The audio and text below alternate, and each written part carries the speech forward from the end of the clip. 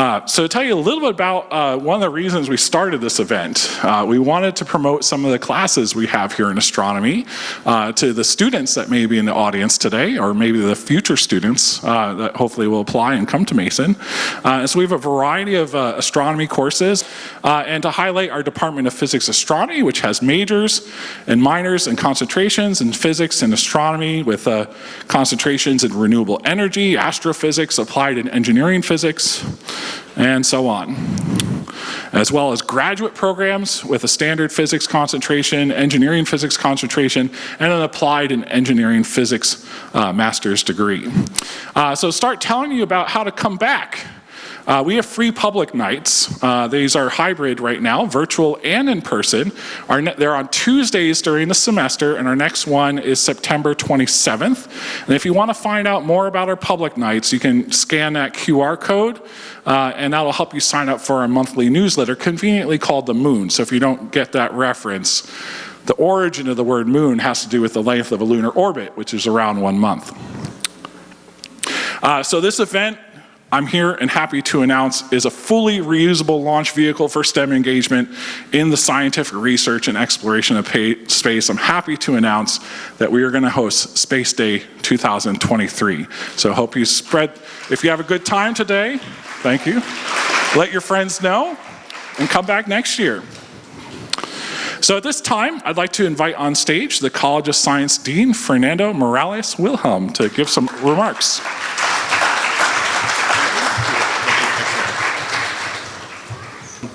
It is my pleasure to welcome everybody here to Mason to our inaugural Space Day. It is when you think about the world today, and Peter was mentioning the doubling of the orbiting satellites. We have the emergence of the private space industry.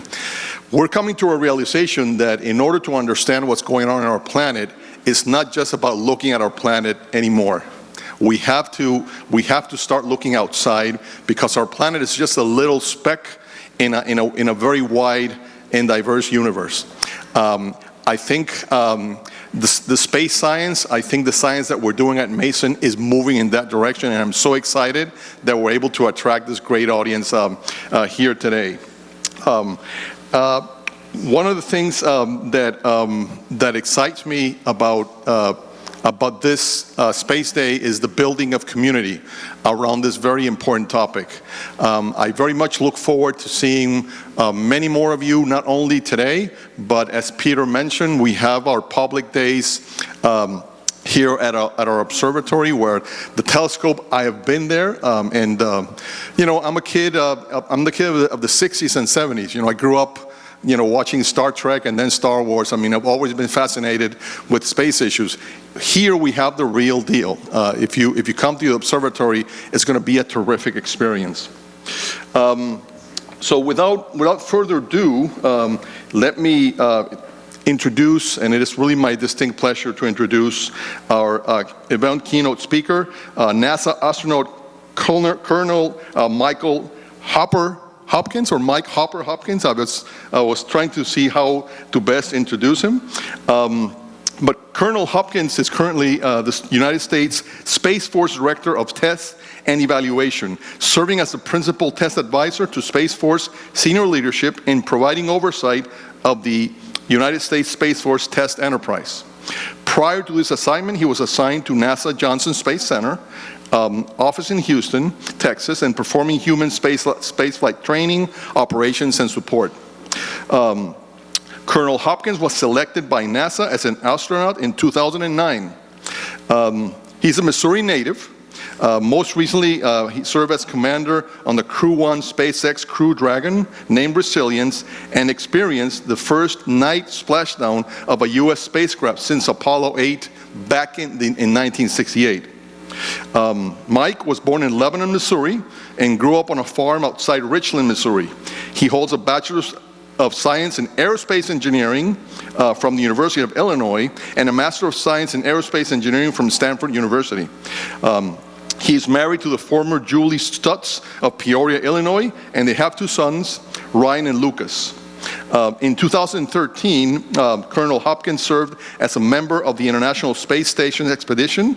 Combined with his most recent Crew 1 mission, Colonel Hopkins has spent 333 days in space and conducted 5 spacewalks, totaling more than 32 hours outside the International Space Station. Colonel Hopkins, welcome to Mason and welcome to Space Day.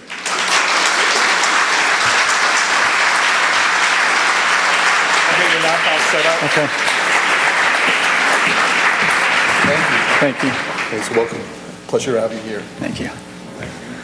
Okay, we're going to get a laptop set up here. Do you have audio? No, don't worry about it. It's on this side, right there.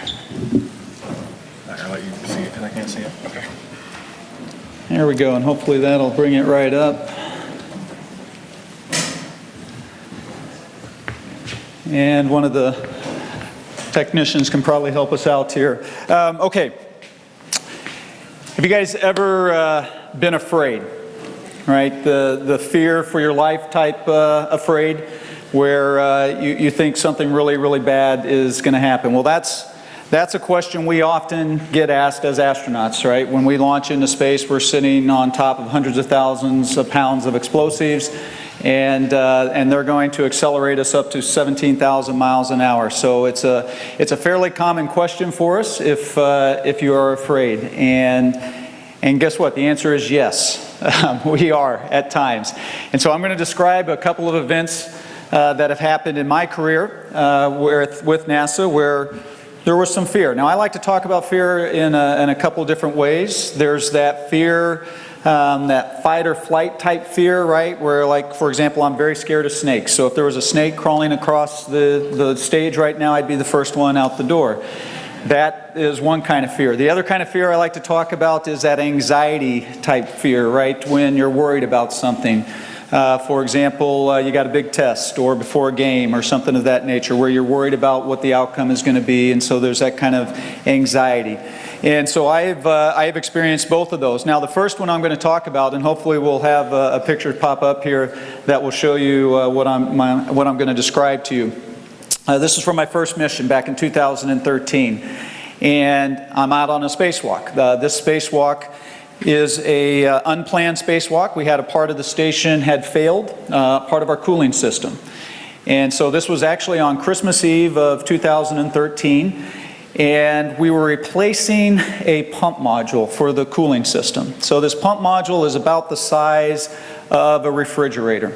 So 800 pounds, very big, but one of the neat things about space is a single person can manipulate these refrigerator-sized objects because they don't weigh anything. They have mass, but they are pretty easy to kind of move around. So basically what we've got to do is we've got to pull the failed pump module out. We've stowed that, and now we're going to pick up the new pump module. And so I'm riding on this robotic arm. And so this robotic arm is 60 feet long, and it is very similar to your arm. It's got an elbow, it's got a wrist, and at the end of that wrist is a plate, we call it APFR, which is what we're standing on. Okay, so you're in this spacesuit, and you're standing on this plate, and it's got toe loops. And so you've got your toes jammed under there, and then you kind of push your heels out, and they click you in. And so that's what's holding you on to this 60-foot robotic arm, two 30-foot sections. And so we've gone over to the location on station where the spare is, the spare pump module.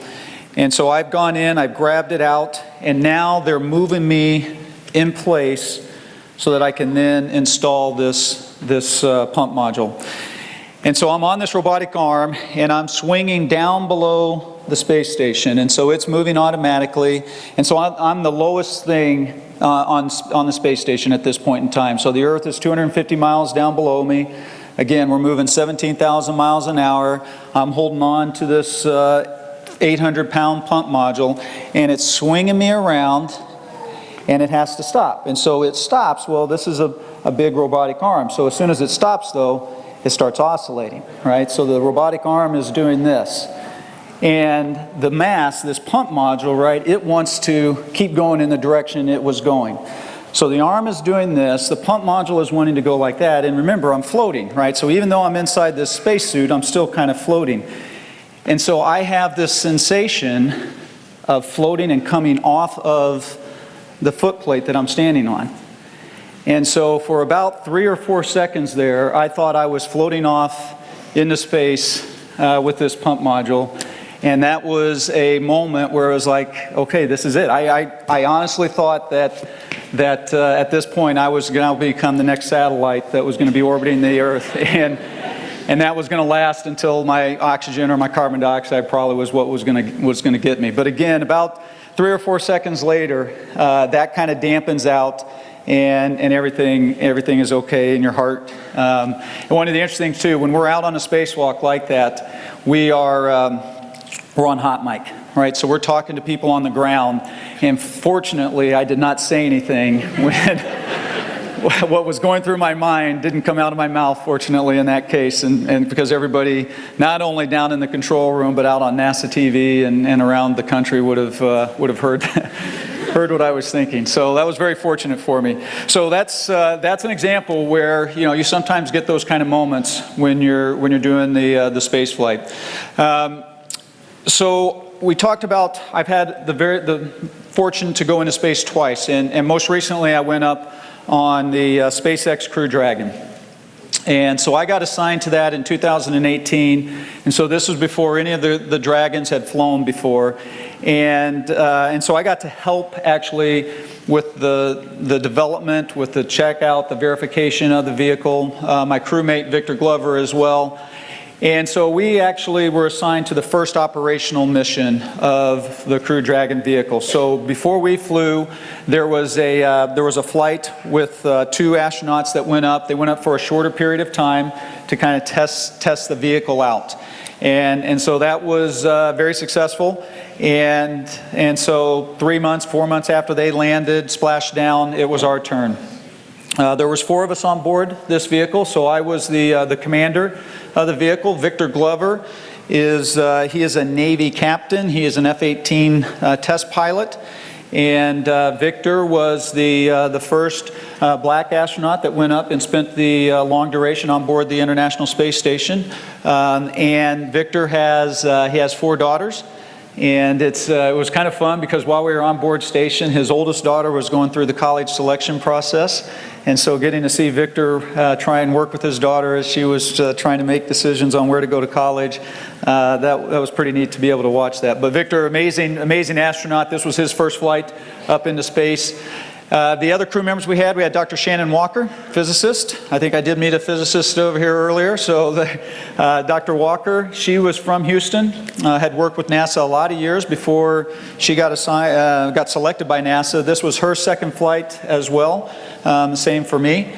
And yeah, Peter, go ahead. So sorry to interrupt, but can we transfer your talk to the other machine? Because it's not your laptop's too secure, apparently. Too secure, That's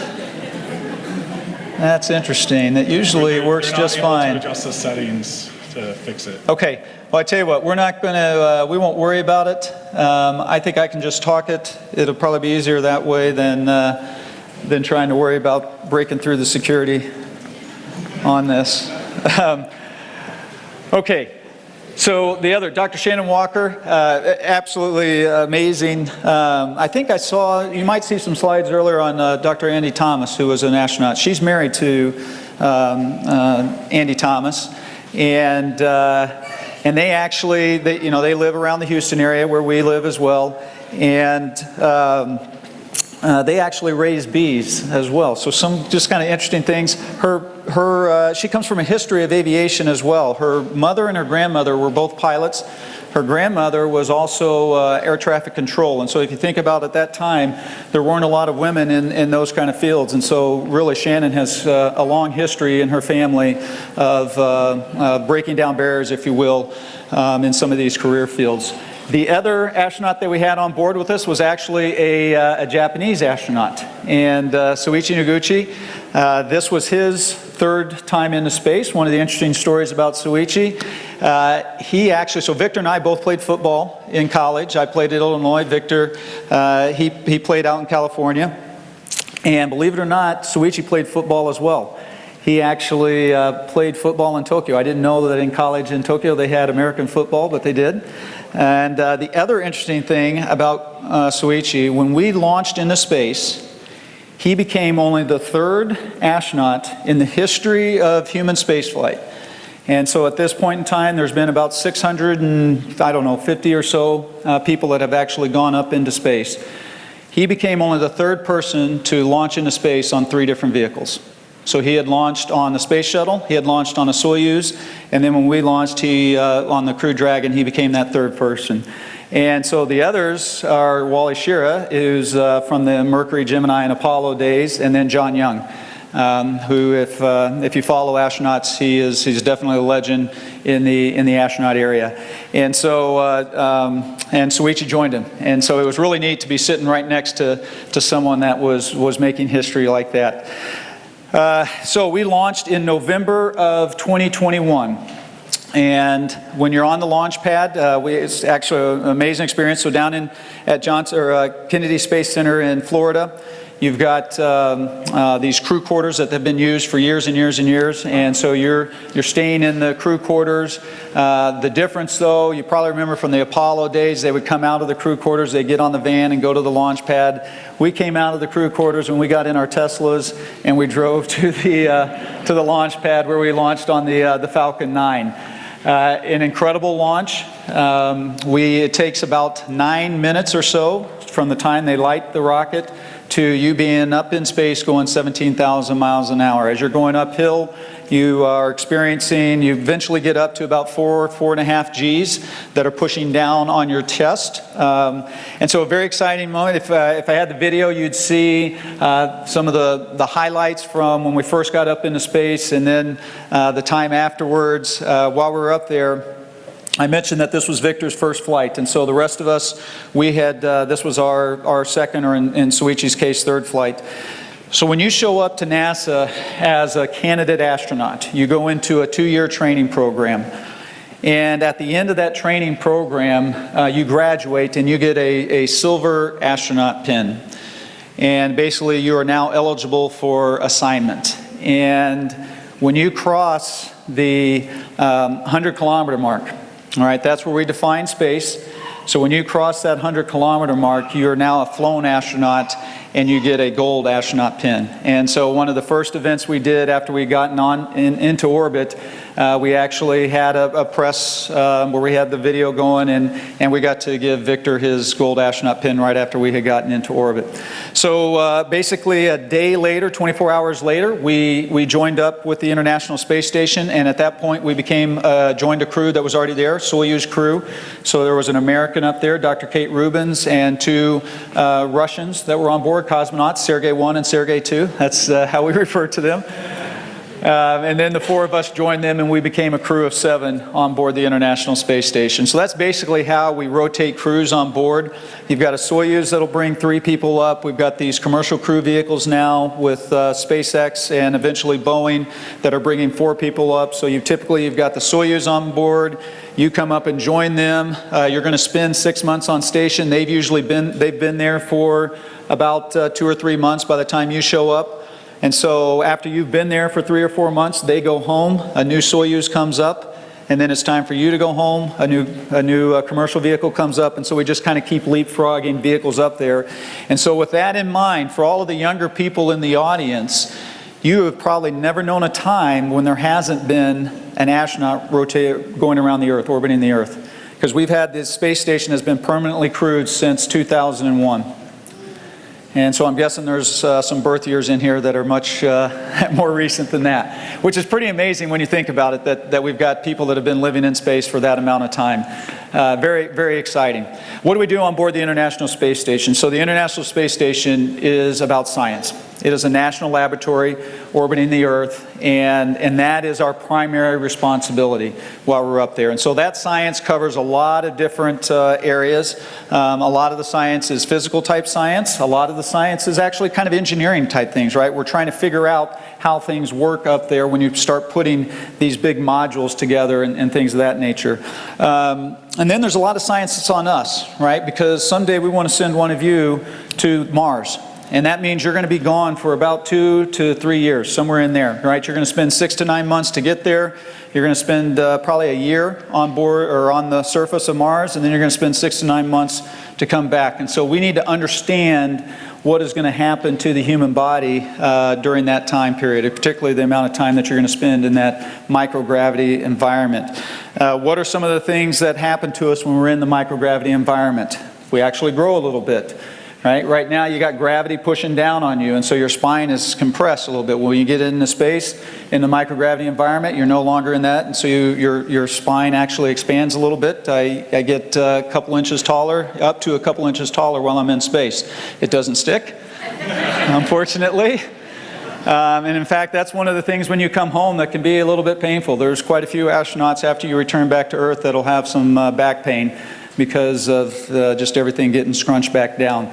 Some of the other things, that your heart's going to change while you're up there. They actually can get smaller while you're in space because the heart doesn't have to work as hard. It's not having to pump blood all the way up from your toes to your head.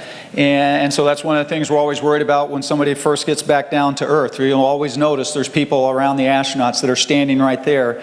And the reason for that is that if we stand up all of a sudden, your heart might not keep up. You might not get enough blood to your brain and you could pass out. And so they always want to make sure for your safety, there's always people that are standing around you when you first get back. The other thing that can happen while you're in space, when you're in that microgravity environment, you can lose up to 2.5% of your bone density in a month.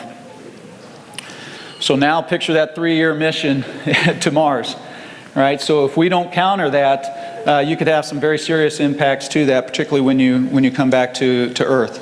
And so one of the main ways we counter that in space is with exercise. So on board the space station, we have 3 exercise devices. We have a treadmill. And so you wear like a backpacking type harness with some bungees, and that's connecting you down to the treadmill, and so you run that way. You can change by how many links you put in there. You can increase or decrease the load that it's pulling you down. It is very uncomfortable way to run.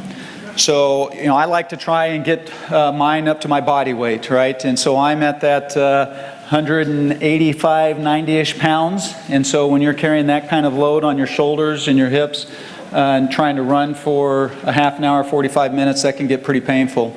Your arms can go numb. You can get a lot of rubbing and things of that nature. And so, but it's important for us, right? It's not only important for the cardio, but it's also important from just that impact. And that's telling your bones, hey, don't get weak on us.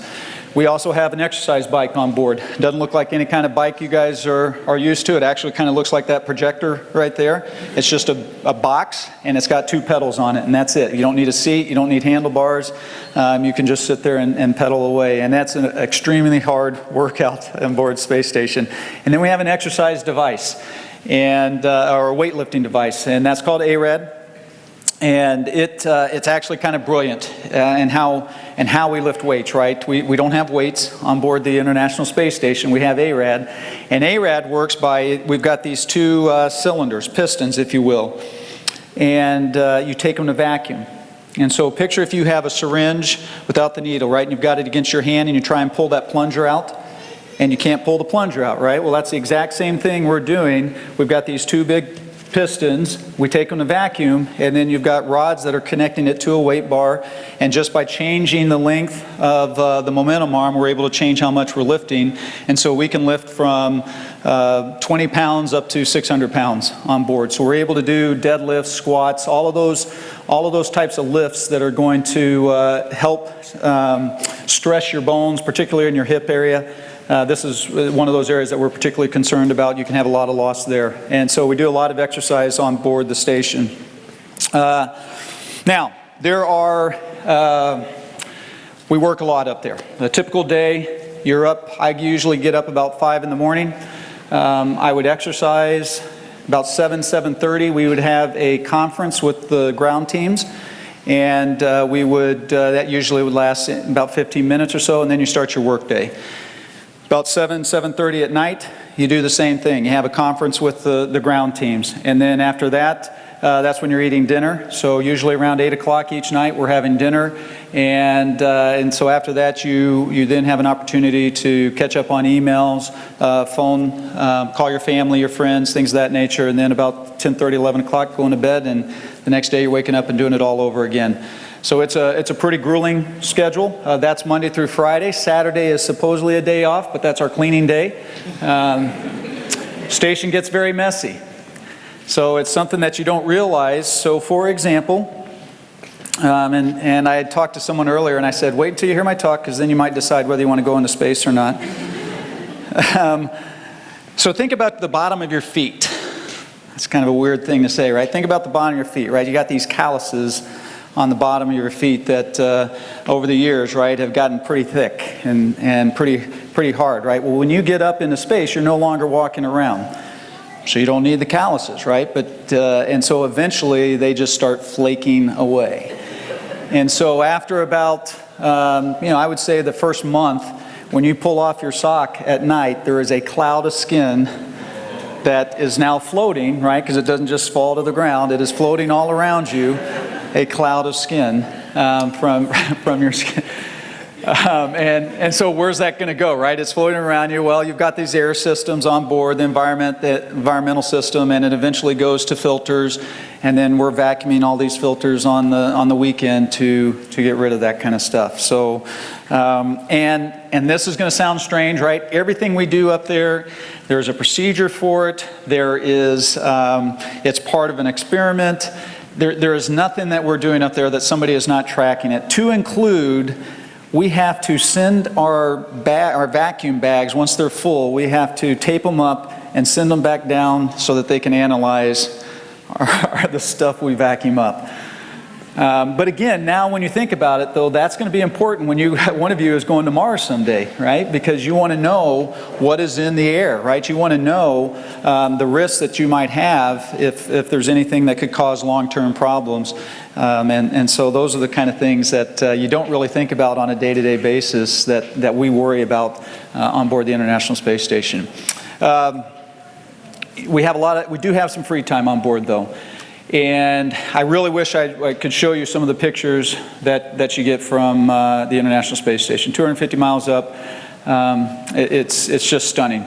And every day you're taking pictures. I would guess, in your 6 months that you're on board, you are taking 3,000, 4,000, 5,000 pictures. And it never stopped. You're always looking out and seeing something new.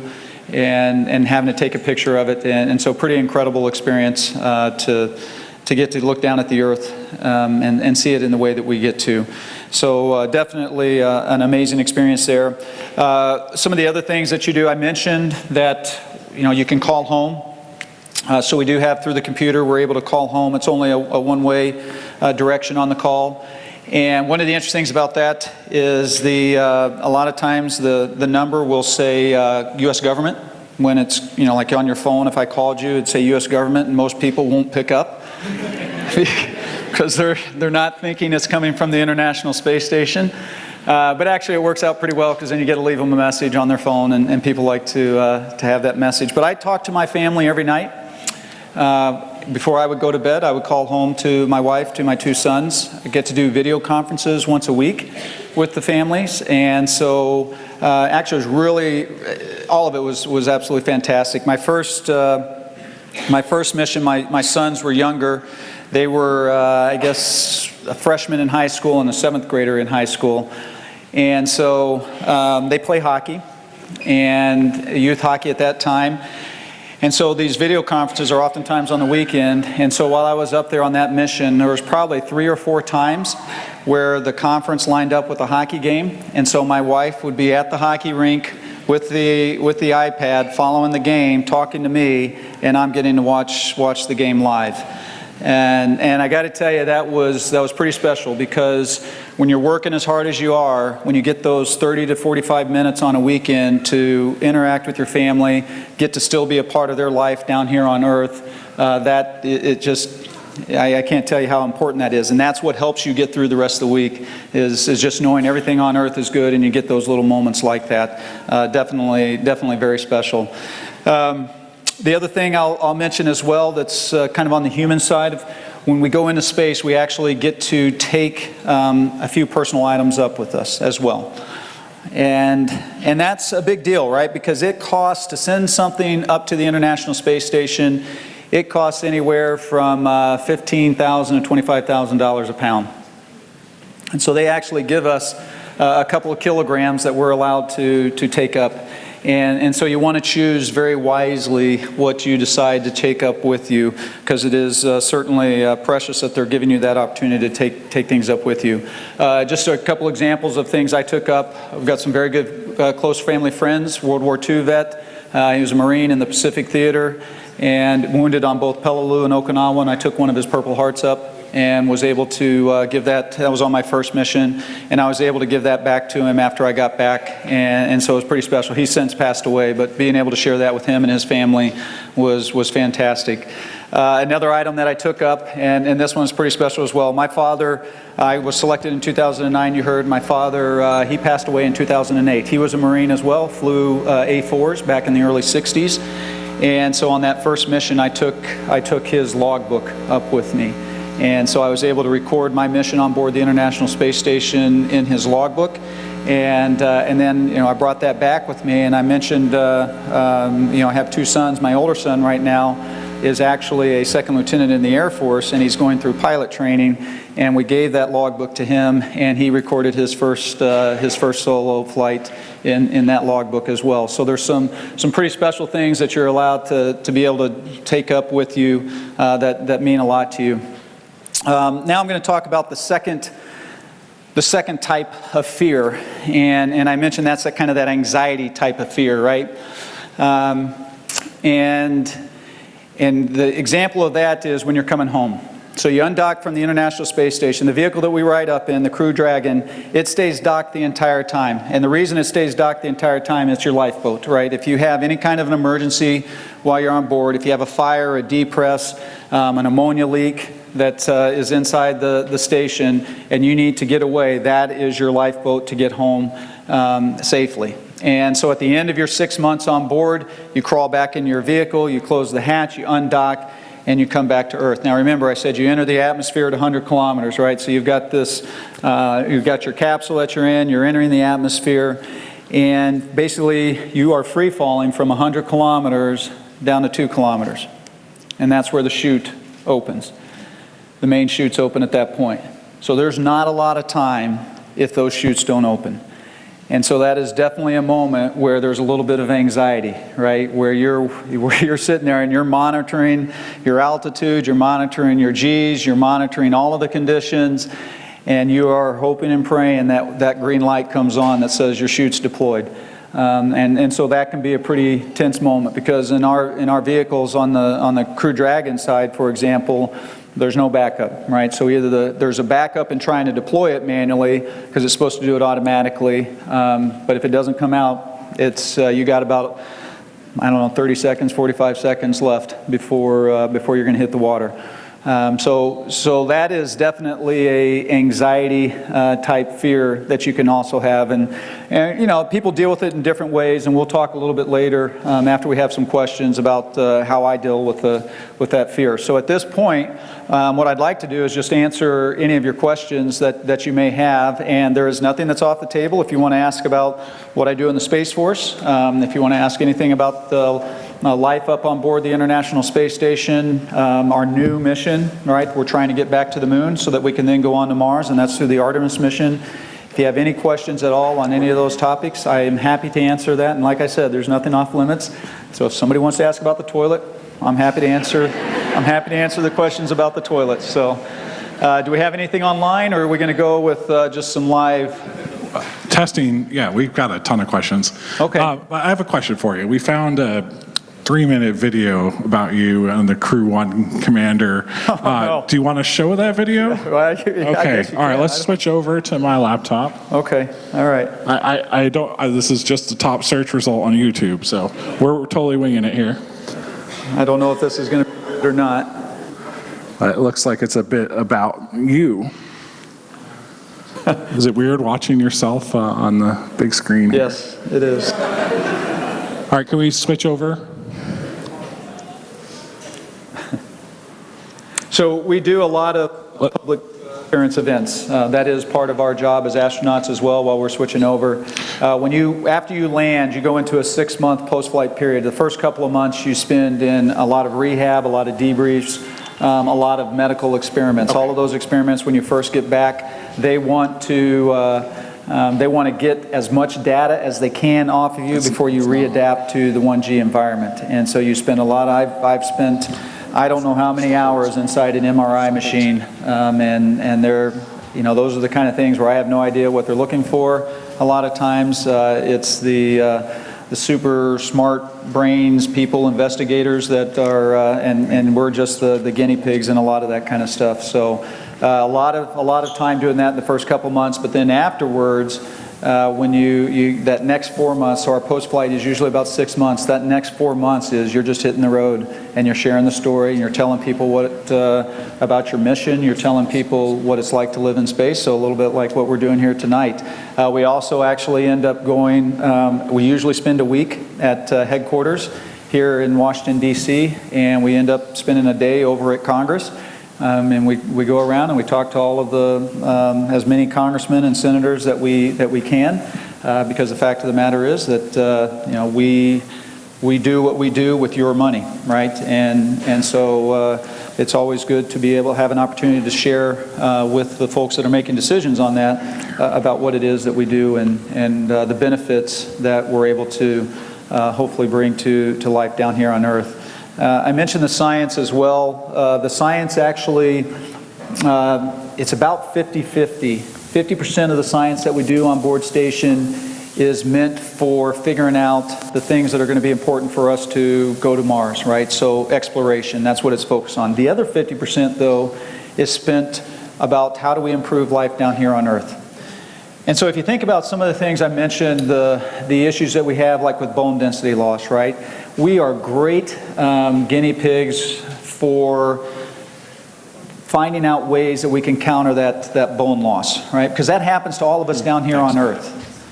It just happens much slower. As we get older, we're losing bone density, and so up there it can happen much quicker. And so things that we learn about how to prevent it in space can apply directly to life down here on Earth as we get older. Is it going to come up? Yeah, we got it working now. All right. Oh, yeah. We're back in business. All right. So why don't we take let's let this play and then we'll take the first question. Is that got right? it. Sounds good. I gotta turn the volume back up here. There we go.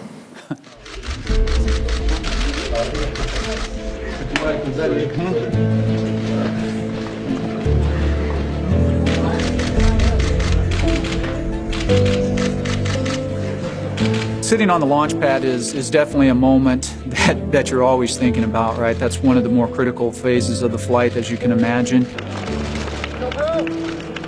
You're very focused in, right? It can be a very emotional time. You're kind of pinching yourself because it's hard to believe that you're finally there. Born in Lebanon, Missouri, he is an Air Force colonel and a flight test engineer. He was selected as an astronaut in 2009. He spent 166 days on the International Space Station introducing NASA astronaut Mike Hopkins.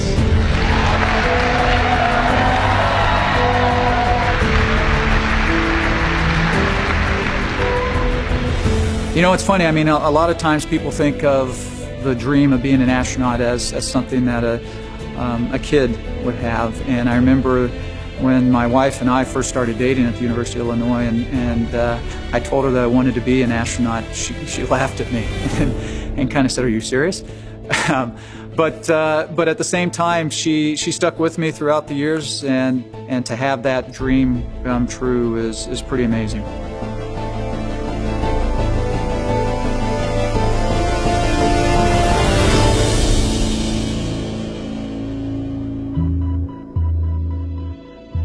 My role on the Crew Dragon itself, as part of Crew 1, is the commander of the vehicle. We'll be launching to the International Space Station, and we're going to be doing a long-duration mission, a standard long-duration mission.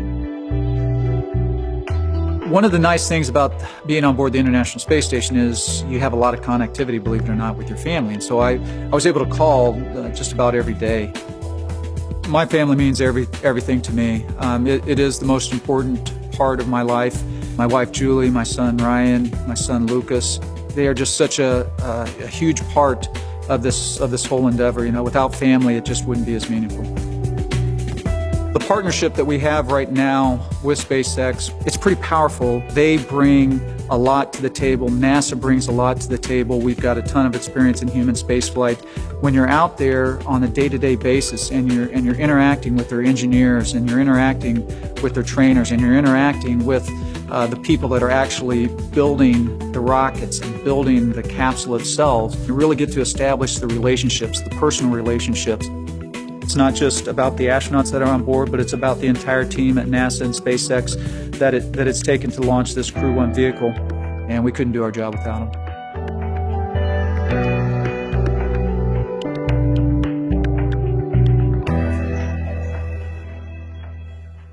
All right.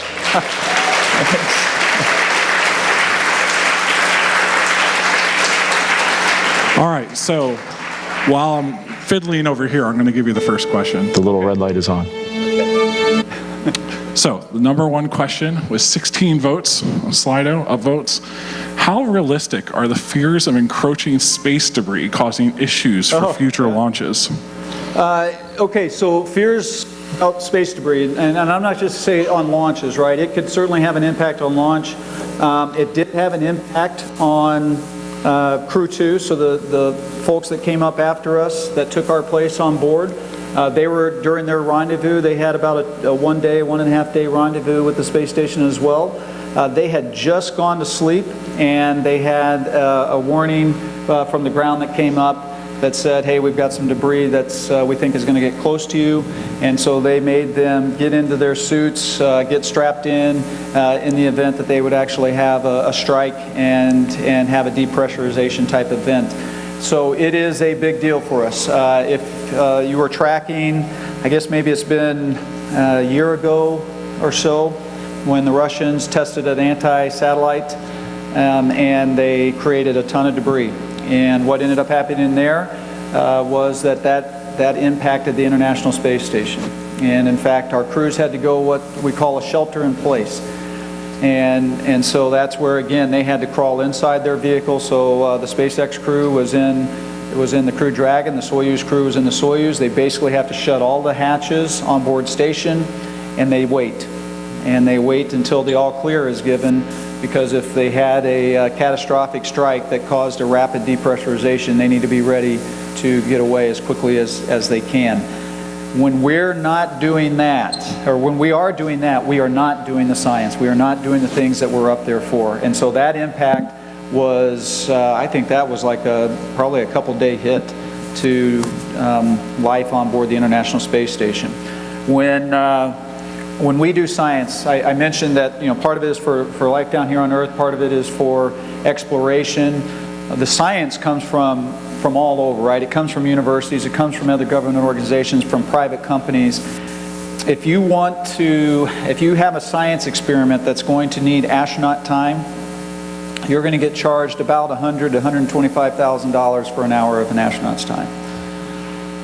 And so now you think about... We didn't pay for that, though, here today. I don't get it, no. Yeah. When we're on, well, there's another story from there, too.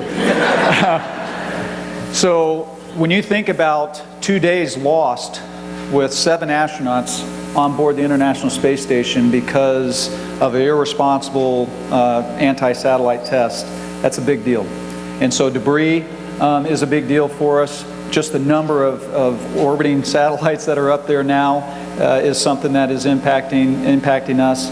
But it's impacting everybody that's in the space business as well. So it definitely is an issue. Now, you talk about, I certainly don't get paid the $125,000 an hour.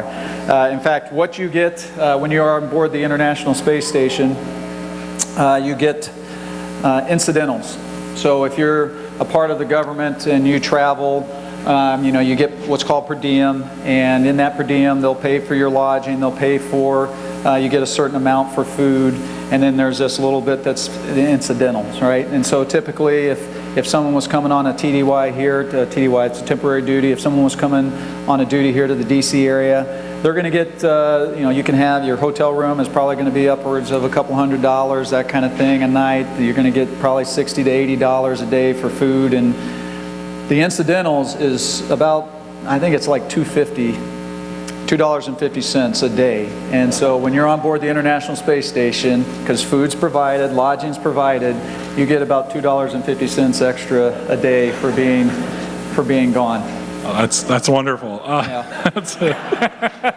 It's good to know. So you don't do it for the pay. That is definitely...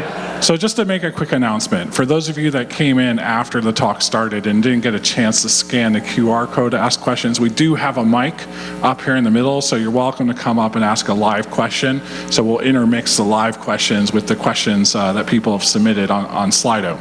So the next question, with 10 upvotes, describe your experience as commander on the Crew 1, SpaceX's inaugural crewed mission. Was it the Tesla of spacecraft? Yeah, so, there's really two parts to that question, right? What was it like launching on a vehicle that had been built in the early 2000s, right? Versus the Soyuz, which I launched on earlier, that was originally designed back in the 60s. And it is definitely like that, right? It is like your Android or your iPhone type of interaction with the vehicle, which is definitely different than it is in the Soyuz. And so we actually have touch screens that we use. It's actually pretty amazing, right? Because you think about with your suits on and your gloves on, and yet we're able to utilize the 3 screens. So you probably saw in that video a couple of the shots of us in the vehicle practicing, and we do have 3 screens. And what's neat about it in this case with the touch screens is you're able, basically each crew kind of gets to go in and they customize as they're going through the different phases of flight. The crews are going to be able to do things the way works for them. Whereas on the Soyuz, it's a lot more of push button type interaction with it. And so you're a little more restricted in the options that you have. And so that was certainly the other thing that I would say is, for me personally, the Soyuz is a little bit smaller vehicle in terms of where you're sitting. And so there you're sitting with basically your knees are up in your chest, and you've got these knee straps on as well that hold everything around, so you can't really move that much. You don't want to move that much, particularly during the launch and the landing phases. But it's very uncomfortable. You crawl into the vehicle about 2.5 hours prior to your launch. You get strapped in, you go through leak checks, and then you're sitting there waiting, and your back's hurting, your knees are aching, and so it can be pretty challenging. So I found the Crew Dragon vehicle to be a little bit more comfortable as well. Now, the other part of the question was, as the commander, I tell you, it couldn't have been, we just had an amazing crew. And a lot of you seen The Martian? Yeah, so Mark Watney, right? So we were in a sim, we were in a docking sim, and we were about 20 meters away from docking to the International Space Station, and that's where we go into a hold. And so we're holding 20 meters away, and our video fails, right? So we can't see our docking target. But the Crew Dragon is actually an automatic docking, right? But we back it up, right? So we can take control manually at any point if it doesn't look like we're going where we need to go, but our video is gone. And so ground calls up, because we're in a fairly stable point here, 20 meters out, so we can hold here for a little bit. So they say, hey, we're going to hold, we're going to talk about it on the ground, what our options are. And so then it kind of goes radio silent, and so we're talking as a crew, and I said to the crew, here's what we're going to do. We're going to Mark Watney this, and we're going to look at the first problem, and we're going to tackle the first problem. And it was absolutely amazing. I said that, and then Shannon said, oh, we need to consider this then if we have to do an emergency undock right away.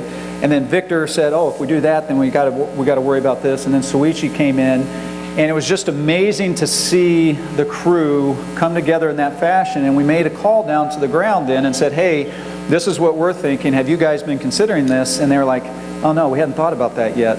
And so then they were able to, with our input and what they had been thinking about, we were able to go in and dock, and we had a plan if things had gone bad. And so one of the great things about being the Crew 1 commander there was the people that you're getting to work with, not only the ones sitting to your right and to your left, but the people on the ground.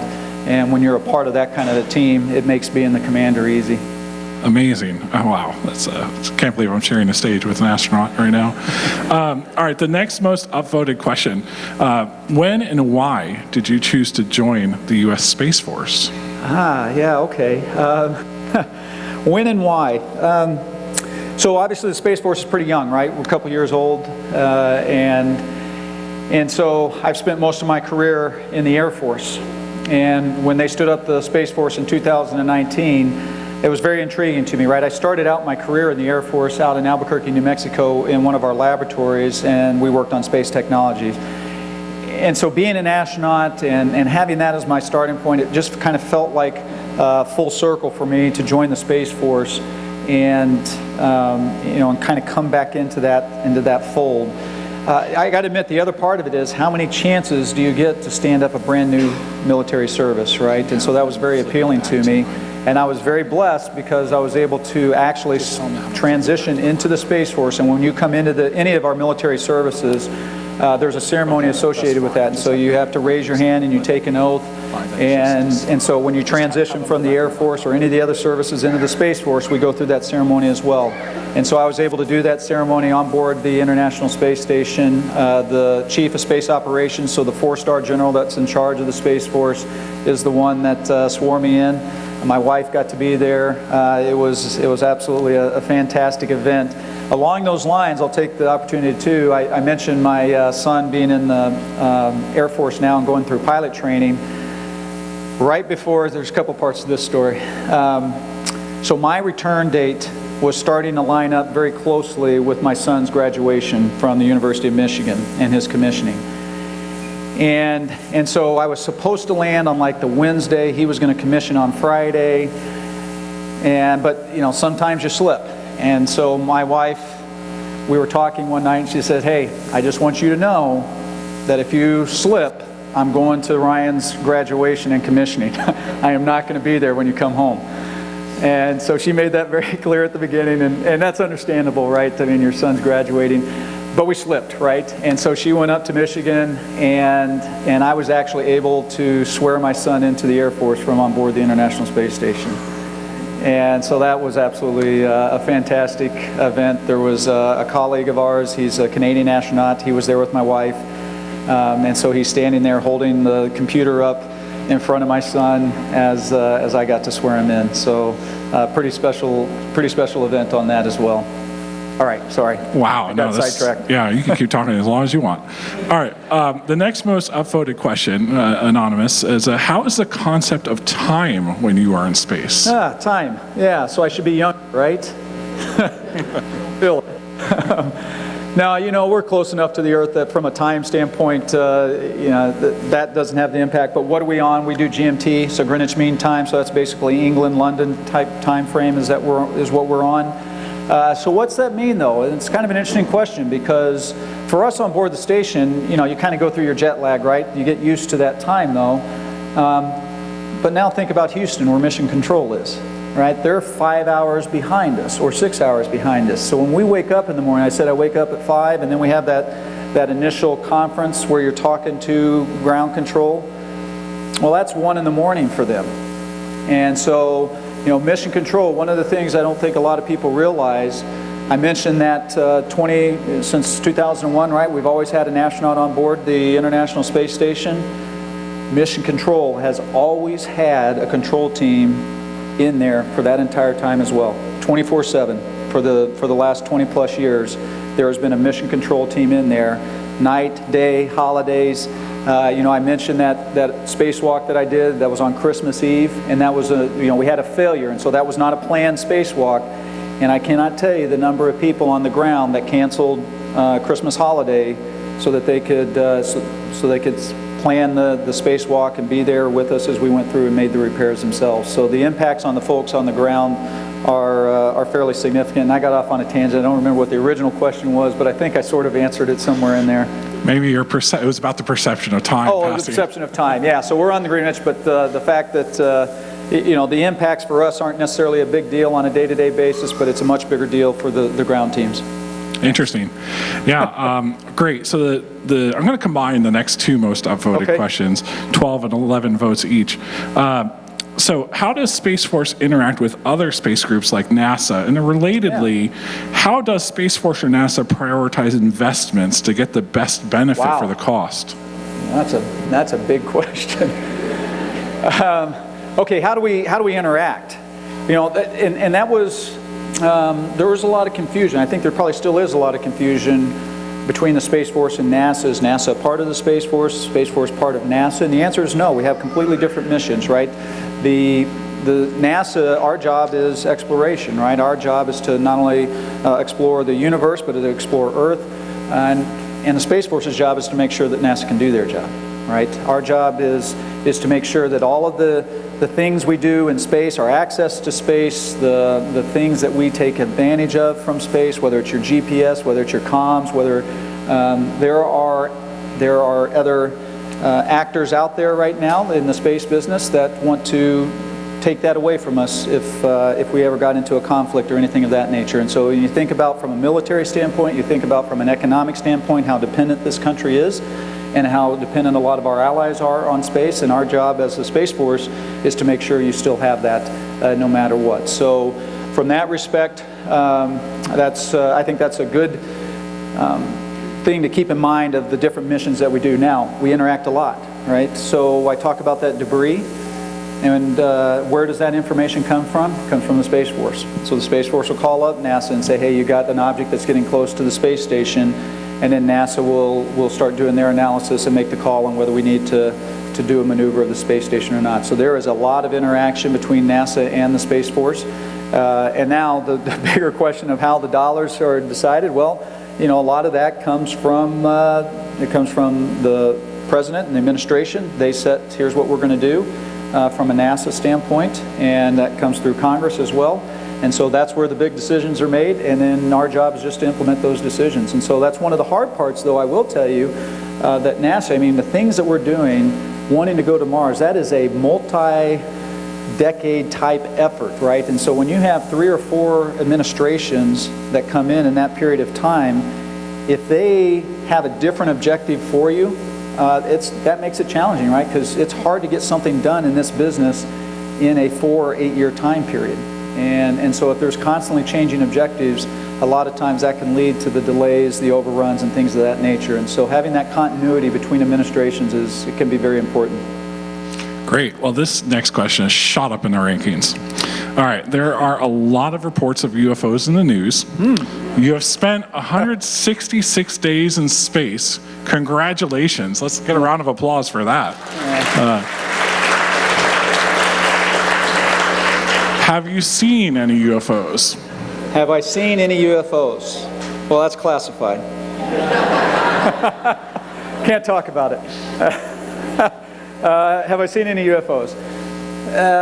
Well, yeah. I mean, you see things that, what's a UFO? It's right. It's an unidentified flying object. So yeah, you see things when you're up in space that you don't know what it is or where it comes from. Does that mean it's coming from another intelligent life form out there? Well, I don't know about that. It is hard to imagine that there's not other intelligent life out there. But yeah, you see things that you don't recognize. You oftentimes are taking pictures of those kind of things. But can I say it came from something, another intelligent being? No, I'm not going to say that. Yeah, extraordinary claims require extraordinary evidence, right? Yes, they do. All right, so this next question has been near the top for a long time, so I'm glad we have a little bit of time to ask it. This comes from Jeb Kerman. How do you see the future for young people becoming astronauts? Right now, it's still very cutthroat to get those jobs. Yeah. When do you think it's going to get easier? It already is, right? It is definitely already getting easier. We had a couple of classes ago, we had 18,000 applicants and we accepted 13. So, you know, you can do the math. It's pretty tough, right? And that's unfortunate because it is an experience like you'll never have, and I really wish everybody in this room could experience that. But it is also at the same time, when you start to see these commercial companies, you're seeing more and more people getting into that business, more and more people that haven't gone through a formal training program with NASA that have gotten to go into space. And so we're getting there. And when this younger generation are my age, I think it's going to be completely different, and the opportunities to go into space are going to be just more than we can even imagine today.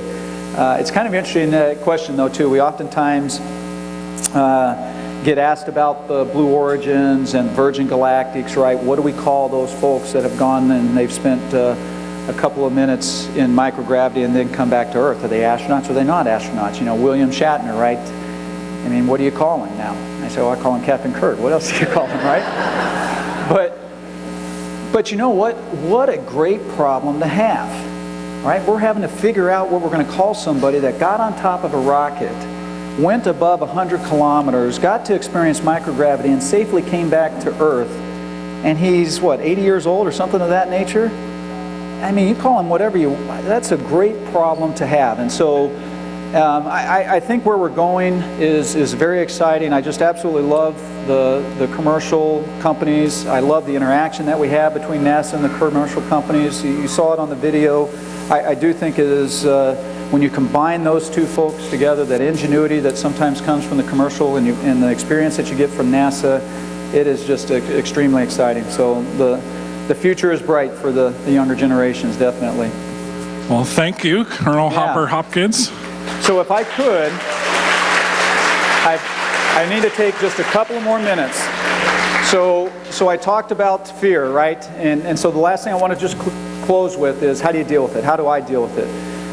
The first one, which is not going to surprise anybody, is with preparation, right? You just prepare over and over and over for these missions. And so I remember when I first got into the Soyuz, the real Soyuz, right, on the pad, getting ready to launch, and I crawled into it, and I was like, man, this looks just like the sim. And so that's the kind of training. And so when you're sitting on a rocket that's getting ready to light and explode, right, you're going through your steps, and so you're just into that operational mode. And so that's one way that you deal with the fear. The other way that I deal with it is from family, right? Knowing that my family is behind me 100%, knowing that my family is taken care of no matter what happens to me. One of the stories, another side story here that I'll have to take, and I apologize if I'm running this long.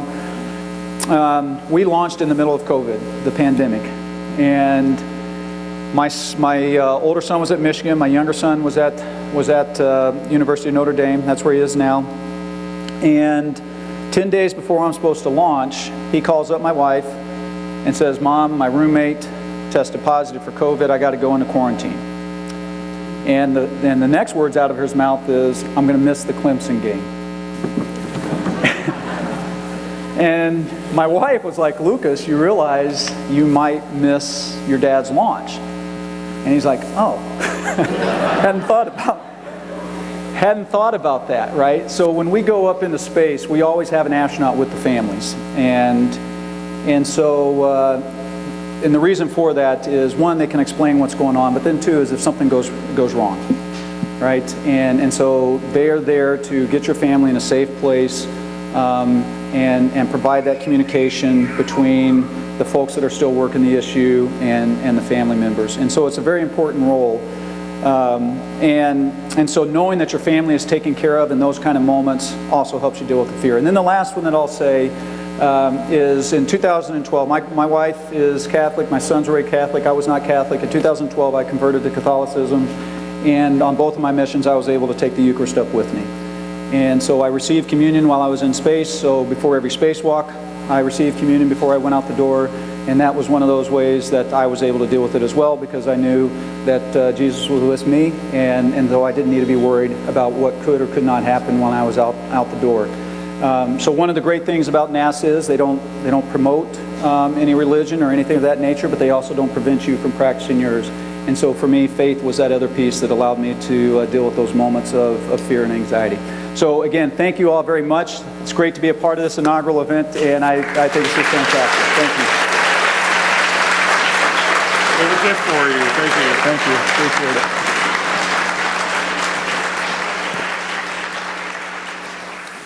All right. It is my pleasure now to invite our final speaker of the night, Steve Dom, and he's the President and Chief Operating Officer of Spec Innovations. And he's going to talk to us today about how to apply the digital engineering to space technologies for the future. So let's give him a round of applause as a welcome.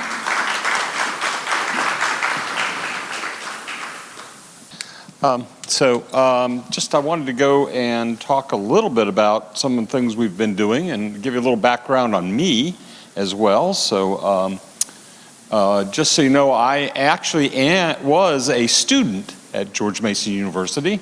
In fact, it was George Mason College when I started, that back in 1970, okay?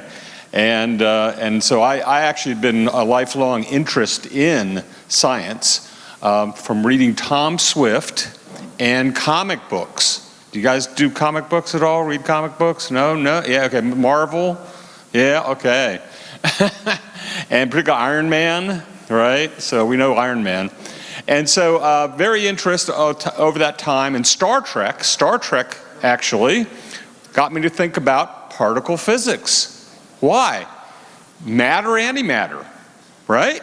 And what is that? And I didn't know what it was. And so I learned about that, and I spent time studying it.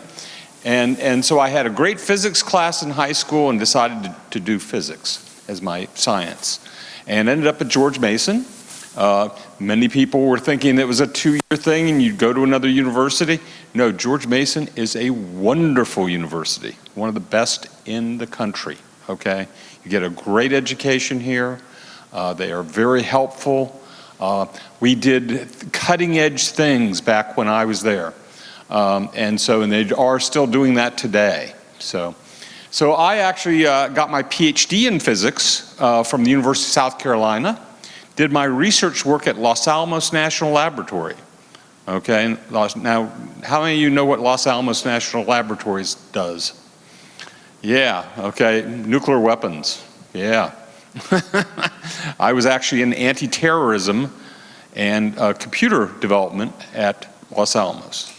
So again, physics to computers, and next thing I know, I'm a project engineer at TRW, working on rockets and actually missiles, and Automatic Strategic Systems Division of Rockwell, which was doing the guidance control system for the missiles.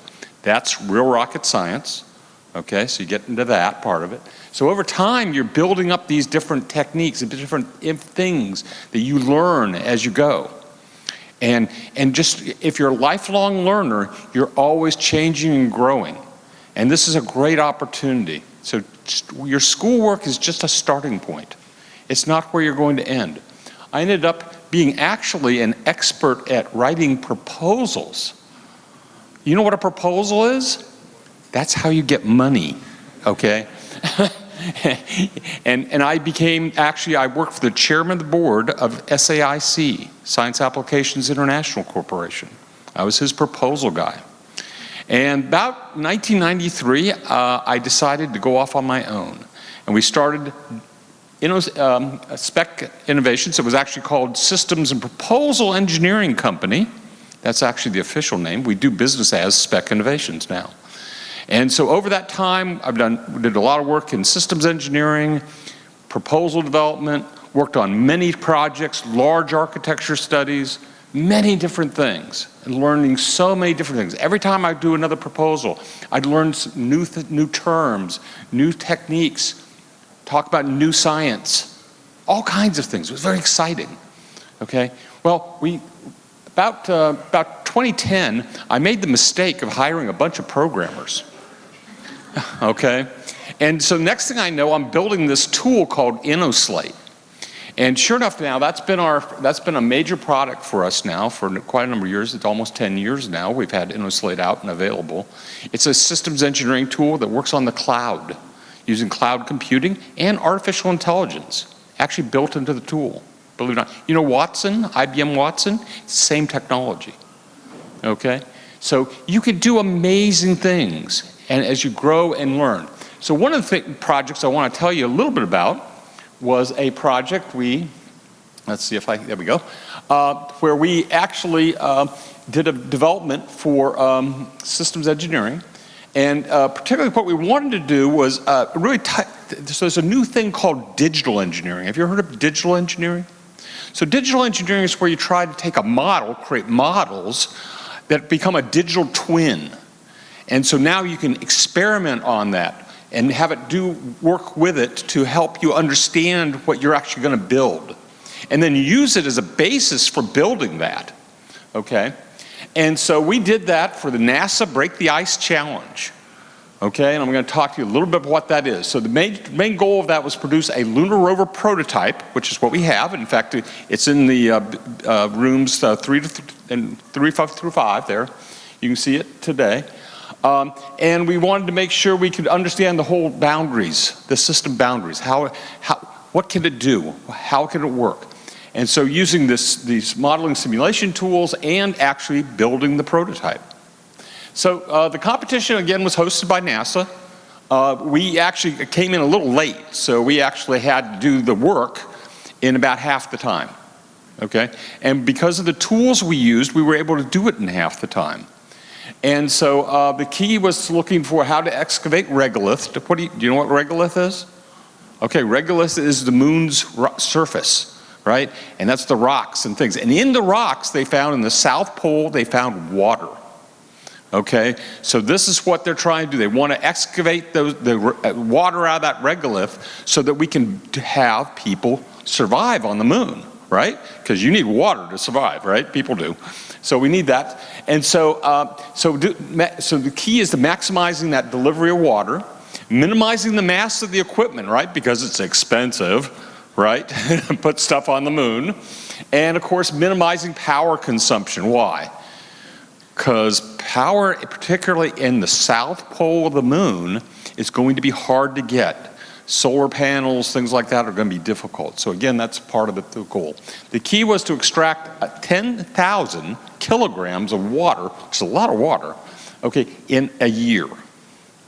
So here are the mission requirements. Excavate the regolith, extract the water, deliver the water, and then do performance parameters and environmental constraints. So again, they're worried about it's very cold.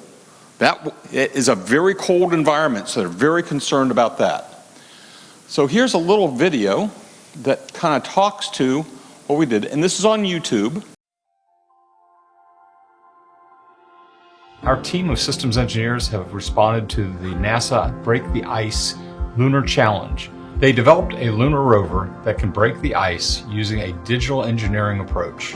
The challenge is to find solutions for excavating regolith, maximizing water delivered, minimizing mass of equipment, and minimizing power consumption. The goal of the challenge is to extract 10,000 kilograms of water from the regolith in 365 days. The rover is important because as a part of Spec Innovations, we provide our own cloud-based software tools to support system engineering as well as digital thread itself. InnoSlate integrates all the tools together to create a single source of truth for the entire system. This is where digital twin lives. Everybody's been talking about it, but nobody's actually really done it. And the best way for us to do that was to create a demonstration to show how all this could come together in one place. Essentially, every capability, component, and integration with InnoSlate has been included in this lunar rover project. That includes every view, tool, and partnership. To be more specific, project initiation and planning utilize the documents, diagrams, and task management views. Task 1 incorporated the same views and utilized modeling and simulation and the database CAD viewer and equation editor in order to research and design the lunar rover prototype. Task 2 exemplified integrations with GitHub, SDK, and MATLAB through specs partnerships with those tools for building the lunar rover prototype. Task 3 utilized InnoSlate's test center and incorporated InnoSlate's integrations with LabVIEW and ANSYS for testing the lunar rover prototype. At the end of this project, an end-to-end complete digital thread is showcased in InnoSlate. Through the integration of InnoSlate, ANSYS, AGI, SDK, GitHub, and other tools, we've built a lunar rover. The digital twin continues to receive information from its physical twin to keep them in sync. And so this has given us an opportunity to show that capability in a way that otherwise we never could.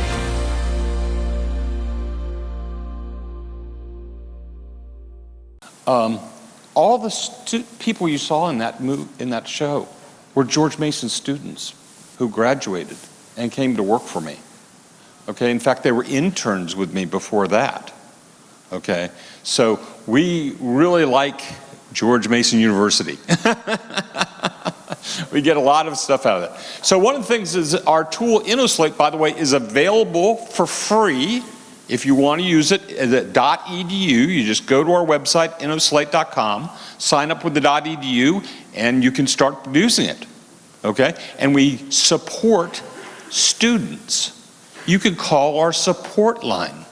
Try doing that with almost any other piece of software, okay? So, so some of the things we do in it, we have a documents view, so you can actually build all your documentation within the tool. That sounds like a hard, why don't I just use Word?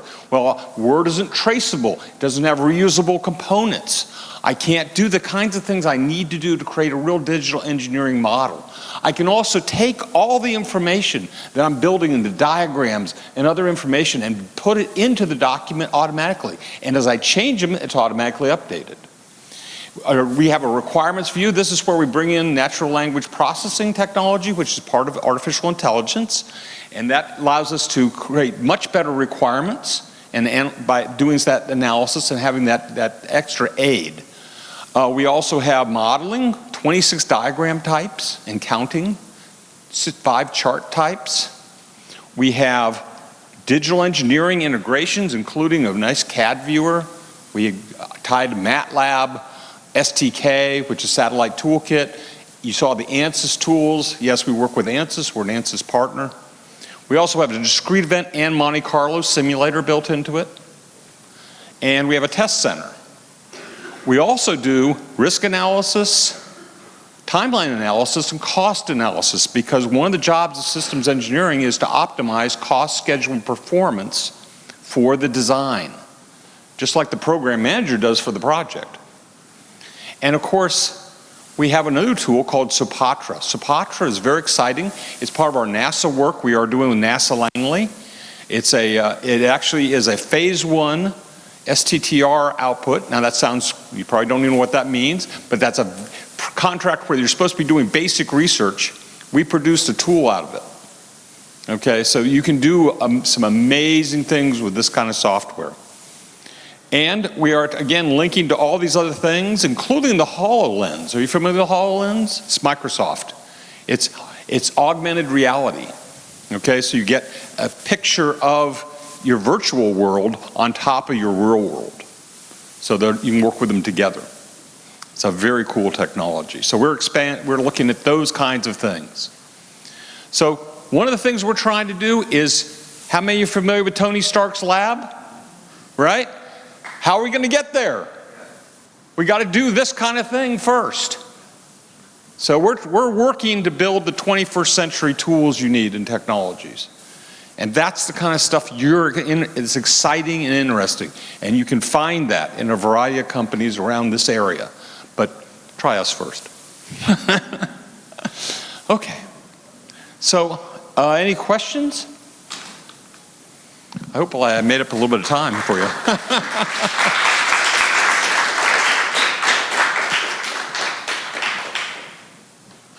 Any questions? Yes. What you learned from the Don't Break the Ice? Actually, we learned that the integration of those tools was not as easy as we thought. And we actually we're able to actually come up with a good design. Unfortunately, we did decide not to do phase 2 because that was requiring to build a full-scale vehicle that would then be tested in that environment. And so it's a little beyond what we could afford to do ourselves. We self-financed this entire project. Yeah.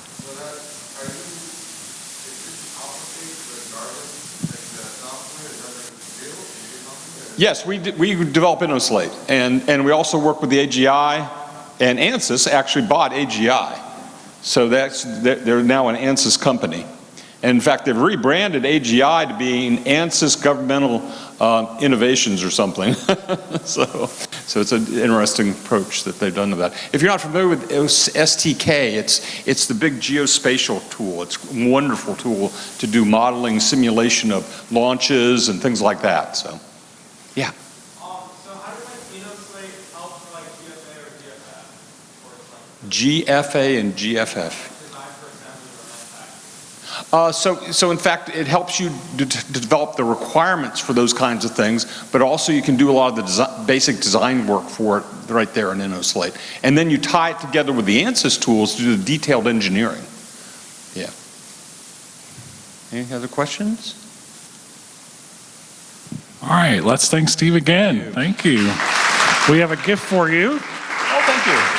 You know, I appreciate the kind words about George Mason, because many people may not realize in the community that George Mason is now a Carnegie Classification R1 institution. That means it's one of the top 150 research institutions in the United States. And you have it here in your own backyard here in Northern Virginia, and we're shooting for the stars, literally, because we started 50 years ago as a community college, and today we're one of the top institutions in the country, and we're not done yet.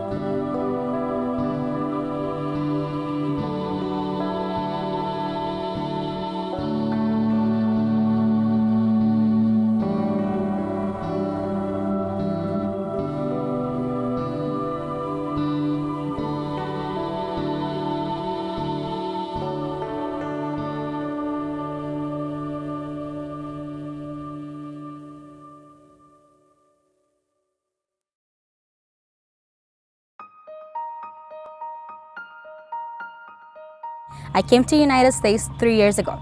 I didn't know any English, and I was at home most of the time. I didn't go out or anything, but when I got to school, there was when the real test started. When all my teachers were talking to me, nobody knew Spanish, and the people who knew Spanish preferred to speak in English, and I completely understand, because this is America at the end. But it was really hard because I didn't feel like myself. For a moment, I felt like I didn't fit in, no way. I was just like home, school, school, home.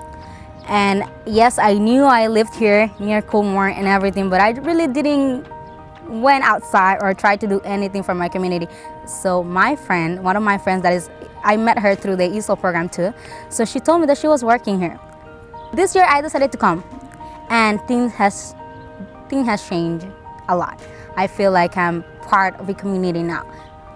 I don't know what we will be without Teen Center, because they are just a place in which I just can come after school and just feel like something is okay for once, even if everything is going or falling apart on the outside. Here is a place in which I feel safe.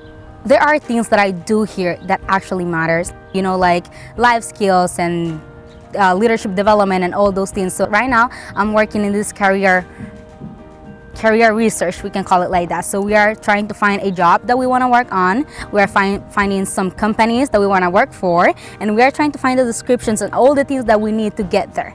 I'm a senior at high school. I'm gonna be a first generation student. So yeah, I'm gonna be the first in my family to pursue a post-secondary education. I want to become a prosecutor. That's my goal, and I want to help. I want to give back to my community, not only because they have helped me, but I think that we need more people to stand up and defend the defenseless. So the second story, the teen centers, everything is just, I don't know what life will be like without them.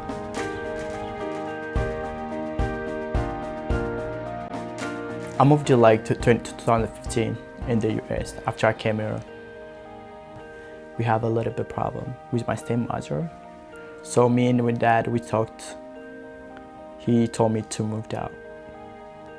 And then he got a house from, I think he knows her. She's not really my cousin, but he knows her. And then he asked us to live with her. Then I went to her house, it was a living room. And then I used to pay her $350 a month. And I started working every day. I can't say every day. I don't have enough time to do my homework, to study. I don't even have to go to the library. I have to graduate from high school. That was no matter what happened. But thanks God, I got second story that helped me to achieve my goal. When I found out I got accepted, I was so excited with it. I was really excited. After I got accepted, one of my case manager, her name is Crystal. So she was working hard with me. She helped me to find house near to close to my school. The second story for me is like a family. I never talked with my dad like 2 or 3 years. Never ever. Never texted me, he never called me. So whenever I need help, whenever I need help, the support, I just talk to the second story with my case manager.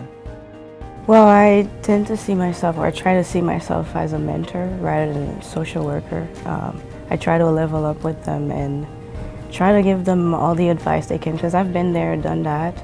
So just sitting down with them and going through whatever issues they have at the moment, helping them brainstorm ideas, bringing up suggestions on how they can do things better, teaching them life skills, it's very important. Getting the kids to be more independent. Because if you look at their situation, they're homeless at a young age, they're still trying to finish high school. She's taught me a lot of things, to be honest. I didn't know how to use a credit card. I didn't know how to use respect, be on time. I started saving money, started getting my car. I never had a car 2 years ago. Now I have a car. I would say the priority, the most important thing is second story being able to pay for the rent. Because if you think about it, you go to school full time and you can't really work more than 30 hours a week. And that doesn't allow them to make enough to be able to pay for rent. They pay me rent until 70%, which means I don't work a lot of hours. And I'm gonna have time to study or to do my homework to bring my grade up. And I'm gonna have time to talk to my teachers after school. Abel has always been focused on school and his education, because to him it's like, if I don't get my diploma, it's like I can't do anything, I need to have my diploma so I can go to college, get higher education so I can get the job and the life that I want. And I think that's great that he just sees the big picture, and he's been really focused. I want to be a web developer, and I want to have a great job and help my family.